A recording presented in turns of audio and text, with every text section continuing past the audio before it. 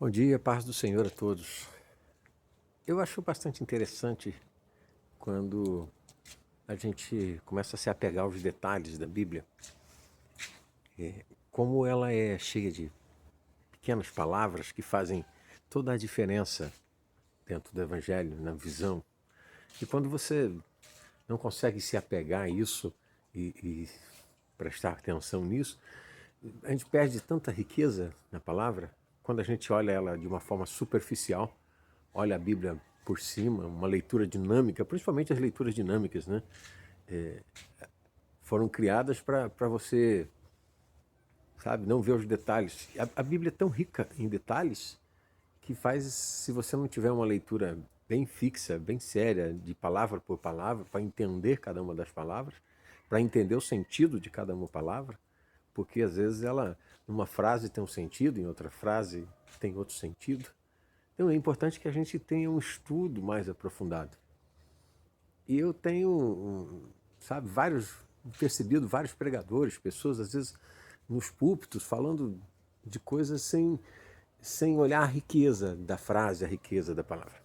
Um exemplo bem claro, Atos 9, fala quando Paulo foi ao sumo sacerdote buscar uma carta, né, uma autorização, vamos dizer assim, para poder ir até Damasco, para em Damasco prender os, vamos dizer, na época ainda não, mas para nós, os cristãos, né, aqueles que estavam pregando Jesus Cristo. Ele, naquele momento, ele tinha entrado em choque com Estevão.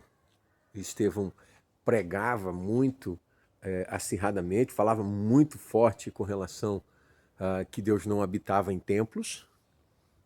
E esse choque levou Paulo e os judeus na época a montarem ali uma comissão, e através dessa comissão condenaram Estevão, e ele foi apedrejado. Nós sabemos dessa história, foi o primeiro mártir, né? Eu vejo que tudo começou a partir dele, a partir de Estevão.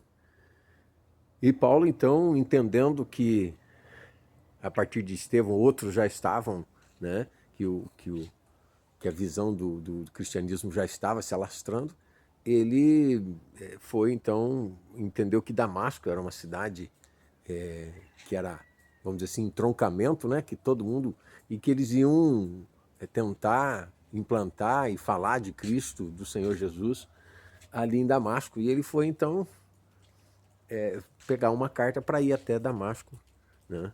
E a palavra diz assim que ele foi pegar uma autorização para ir até Damasco, a fim de que se encontrassem judeus do caminho. E é interessante quando fala assim, judeus do caminho.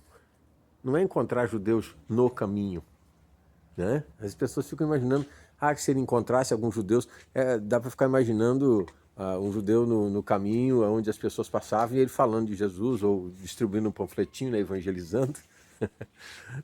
Mas não é isso, não. A palavra é assim, é bem direta, a fim de prender os judeus do caminho. Quem eram os judeus do caminho? Se a gente analisar e ver essa palavra caminho, ainda ela é em letra maiúscula. Então, os judeus do caminho eram aqueles que haviam se convertido em Cristo, porque Cristo é o caminho, a verdade e a vida. Então, os judeus do caminho eram aqueles que tinham se convertido em Cristo, ainda não era o cristianismo, porque o cristianismo se expandiu a partir de Paulo, quando ele foi propagado também para os gentios. Até então ele só existia entre os judeus, né? Alguns judeus que estavam se convertendo, e via crescendo no meio do judaísmo, né, a conversão de judeus em Cristo Jesus. Então, é um detalhe muito rico, bastante importante, que se a gente não parar para perceber, a gente acaba deixando de... Né, quanta coisa a gente viaja nessa... Só com esse detalhe de uma palavra só que faz toda uma diferença. Claro que o caminho, né, se a gente parar para analisar, o Senhor é o caminho, a verdade e a vida. Então, os judeus helenistas da época, que eram aqueles que guardavam as leis deles, né, que tinham a razão nas suas leis, eles foram depois também de Paulo convertido bater de frente com Paulo, né? E a partir daí, e os próprios, vamos dizer, apóstolos, já os discípulos que estavam se tornando apóstolos também não aceitaram Paulo, e essa história nós conhecemos e fica para uma outra vez, tá? Mas é interessante a gente se precaver e a gente analisar palavra por palavra. É um detalhe bastante importante, bastante rico. Espero que você aproveite essa informação. Que Deus abençoe o seu dia, abençoe a sua semana, o seu fim de semana, né? Fique na paz. Projeto Pastor Sidney, Projeto Renovação.